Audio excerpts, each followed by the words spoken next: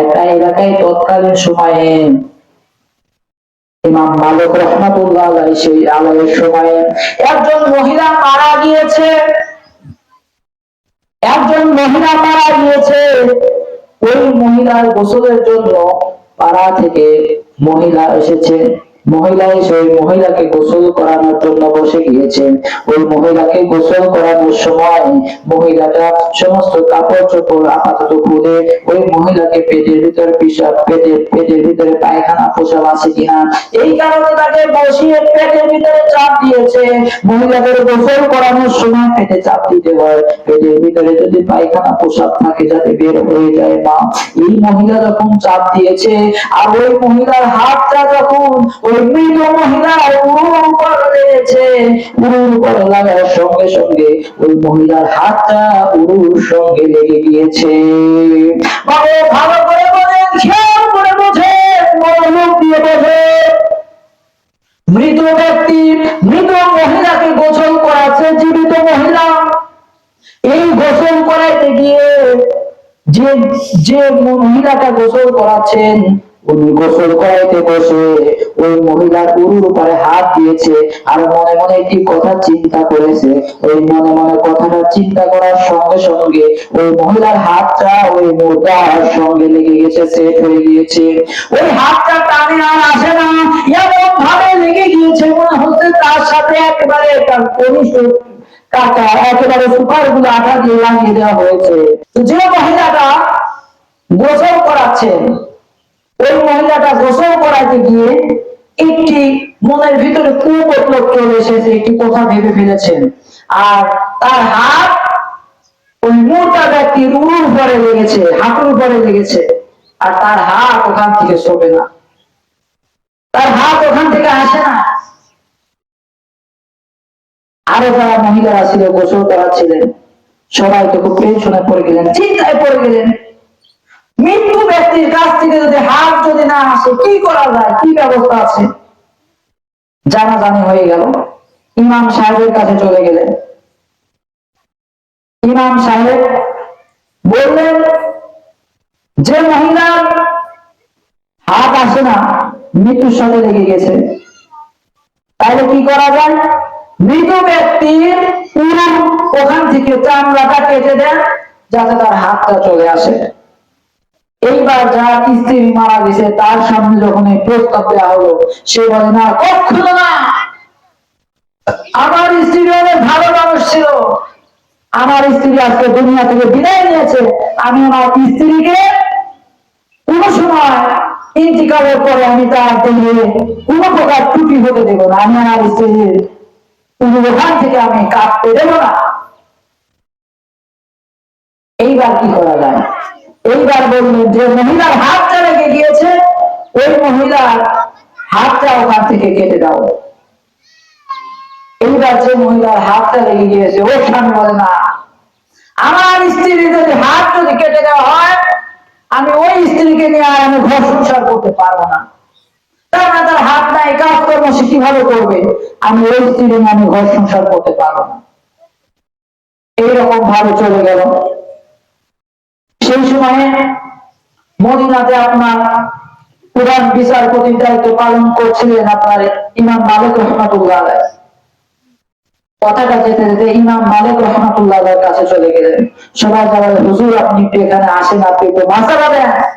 এইরকম ভাবে গোসল করাইতে গিয়ে ওই মহিলার উরুর সঙ্গে একজন মহিলার হাত লেগে গেছে। হুজুর হাত তো আর সরে না, হাত সরে না। এই হাত কিভাবে সরানো যায়? আপনি একটু ফটোয়া দেন, মাসালা দেন, আর আপনি একটু হুজুর এইদিকে আসেন। ইমাম মালিক রাহমাতুল্লাহ আলাইহি বড় একজন আলেম ছিলেন, দেশের প্রধান বিচারপতি ছিলেন। ইমাম মালিক চলে আসলেন। ইমাম মালিক এসে বলে, ওই মহিলার সঙ্গে পর্দার ব্যবস্থা করা, আমি মহিলার সঙ্গে কিছু কথা বলতে চাই যিনি গোসল করাতে গিয়েছিলেন। ওই মহিলার সঙ্গে পর্দার ব্যবস্থা করা হলো।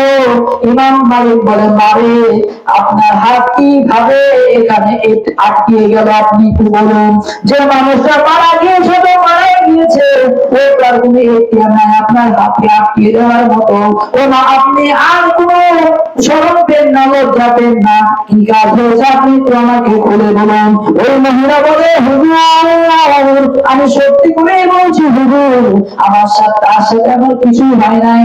আমি তাকে গোসল দেওয়ার জন্য যখন উরুর উপরে হাত দিয়েছি, আমি তাকে পোশাক পায়খানা করানোর জন্য যখন চাপ দিয়েছি, আমার হাতটা তার উরুর সঙ্গে লেগে গেছে হুজুর, এখানে আমার কিছু করার নাই। ইমাম মালিক বলেন, আল্লাহ রাব্বুল আলামিন তো আমার কুরআন হাদিসের জ্ঞান তো দিয়ে দিয়েছেন। আল্লাহ রাব্বুল আলামিন কোরআনের ভিতরে আল্লাহ রাব্বুল আলামিন জানিয়ে দিয়েছেন, ওয়াতাম্মাত কালিমাতু রাব্বিকা সিদকান ওয়া আদলা। আল্লাহ কোরআনের ভিতরে বলেছেন, সত্যতা ও ইনসাফের দিক দিয়ে তোমাদের প্রতিপালকের বাণী পরিপূর্ণ, তার বাণী পরিবর্তন করার কেউ নাই, তিনি হলেন সর্বশ্রোতা ও সর্বজ্ঞ। আল্লাহ রাব্বুল আলামিন সকলের প্রতি ইহসান করেন, দয়া করেন, ইনসাফ ও সত্যতার দিক দিয়ে আল্লাহর বাণী পরিপূর্ণ। এখানে আপনার হাত আটকে যাওয়ার কোনো কথা না। আপনি এখনো সময় আছে, আপনি সত্য করে বলেন আপনার সাথে কি হয়েছে, আপনি কি করেছেন। মহিলা বলে, হুজুর আমি কিছুই করি নাই। আমি মহিলারা ভয় পেয়ে গিয়েছে, বলে আমি কিছুই করি নাই, আমি গোসল করাতে বসতে হাতে এমনি কি হয়েছে। এবার আমাদের বলে, আপনি যদি এখনো যদি মিথ্যা কথা বলেন না, আমার কিছু করার নাই, আমি ফতোয়া দিয়ে দেবো, ফাইসালা দিয়ে দেবো, যে মহিলাটা মারা গিয়েছে তার সঙ্গে আপনাকে তারা দাফন করে দিবে। এইবার ইমাম মালিক যখন বলে, আপনি যদি না বলেন কি হয়েছে তাহলে কি করবো, তাহলে যে মহিলাটা মারা গিয়েছে তার সঙ্গে সেই কবরের ভিতরে আপনাকেও রেখে দেওয়া হবে, আপনি সহ দাফন করে তাকে দুনিয়া থেকে বিদায় দিয়ে দেওয়া হবে। আপনি দুনিয়ার মায়া ত্যাগ করে দেন, দুনিয়ার মহব্বত ত্যাগ করে দেন, আপনার কবরে যাওয়ার জন্য প্রস্তুতি হয়ে যান। ওই মহিলা সেই সময় ইমাম মালিককে বলে, হুজুর আপনি আমাকে কবরে যাওয়ার ব্যবস্থা করেন না হুজুর, কি হয়েছে আমি আপনাকে বলছি শুনুন। হুজুর এই মহিলা, একদিন আমি রাস্তা দিয়ে যখন যাচ্ছিলাম, আমি মহিলাকে দেখলাম একটা পুরুষের সঙ্গে। এই মহিলাটা কোথায় যেন যাচ্ছে। হুজুর আমি ভেবেছিলাম, আমার মনে মনে আমি ধারণা করেছিলাম ওই পুরুষের সঙ্গে মহিলাটা যাচ্ছে। নিঃসন্দেহে জিনাহের উদ্দেশ্য করে এই মহিলা ওই পুরুষের সঙ্গে যাচ্ছে। আজকে যখন আমি তাকে গোসল করাইতে এসেছি, আমার মনের ভিতরে কথাটা বেজে উঠেছে যে এই মহিলাকে তো আমি দেখেছিলাম কোন পুরুষের সঙ্গে জিনার জন্য বাড়ি থেকে বের হয়ে গেল। এই কথা যখন আমার মনের ভিতরে এসেছে হুজুর, আমার হাতটা সঙ্গে সঙ্গে এই মহিলার সঙ্গে লেগে গিয়েছে। ইমাম মালিক বলেন, ও মহিলা মা, আপনি তো এখানে অপরাধ করে ফেলেছেন।